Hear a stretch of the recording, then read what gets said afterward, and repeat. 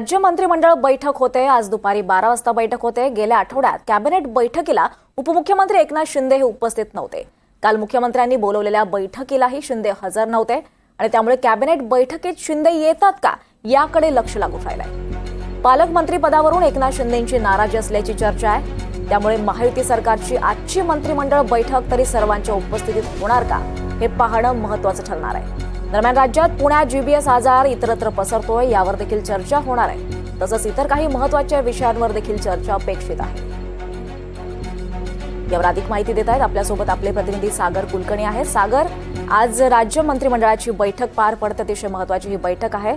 पण एक महत्त्वाचं म्हणजे उपमुख्यमंत्री एकनाथ शिंदे हे गेल्या वेळेस उपस्थित नव्हते, यावेळेस तरी ते उपस्थित राहतील का? उपमुख्यमंत्री एकनाथ शिंदे यांची पालकमंत्री पदावरची नाराजी आहे। यामुळेच अनेक वेळा ते अनेक महत्त्वाच्या बैठकीला अनुपस्थित राहत आहेत का? जर उदाहरण घ्यायचं तर काल मुख्यमंत्र्यांनी वेगवेगळ्या विषयांची बैठक बोलवली होती, ज्याच्याला गृहनिर्माण विभागसुद्धा महत्त्वाचा होता। त्यात तो एकनाथ शिंदेंकडे आहे। स्वतः एकनाथ शिंदे मात्र या बैठकीला उपस्थित राहिले नाहीत। मात्र संध्याकाळी ते ठाण्यामध्ये हळदी कुंकवाच्या एका कार्यक्रमाला स्थानिक उपस्थित राहिले।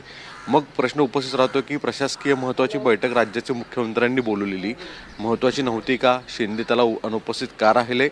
शिंदेंची नाराजी अद्यापही कमी झाली नाही आहे का? जे विरोधक प्रश्न वेगवेगळे उपस्थित करतायत त्यामध्ये खरंच तथ्य आहे का, असे अनेक प्रश्न उपस्थित राहत आहेत। आज मात्र एकनाथ शिंदे यांच्या अधिकृत जो दौरा देण्यात आलेला आहे त्याच्यामध्ये राज्य मंत्रिमंडळ बैठकीला ते उपस्थित राहणार असल्याचं नियोजित दौऱ्यामध्ये दाखवण्यात आलेलं आहे। वास्तविकतेत मागील मंगळवारी सुद्धा जी बैठक झाली होती त्यावेळेस एकनाथ शिंदेंच्या नियोजित दौऱ्यामध्ये मंत्रिमंडळाच्या बैठकीला उपस्थित राहणार असल्याचा नियोजित दौरा दाखवला होता, पण त्यांनी आयत्या वेळेस ते बैठकीला आले नाहीत। आज शिंदे येतील असं त्यांच्या कार्यालयाकडून सांगण्यात आलेलं आहे।